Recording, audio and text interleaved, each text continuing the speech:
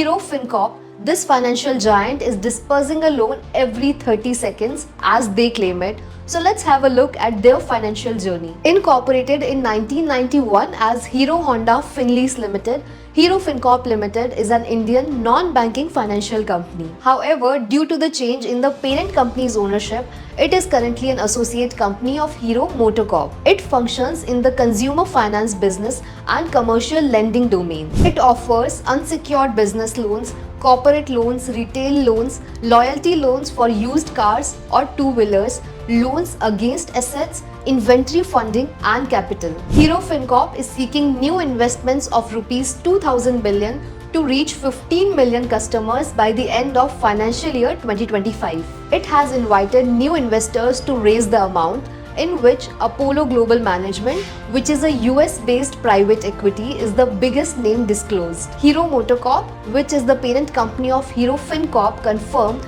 that Apollo Global Management has committed rupees 937 crore, which is $125 million, through its hybrid value fund.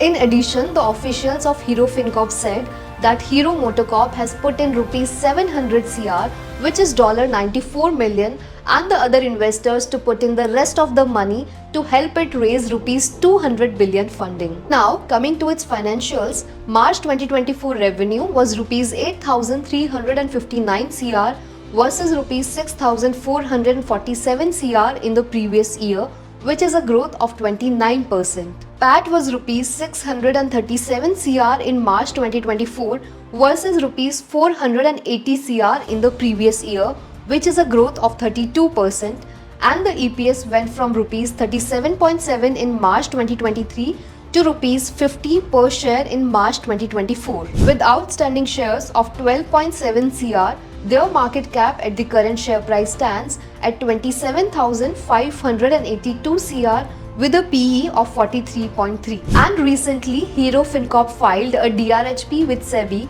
for an initial public offering of rupees 3,668 crore. The proposed IPO consists of an offer for sale of rupees 1,568 crore by investor shareholders and a new issue of equity shares valued at rupees 2,100 crore.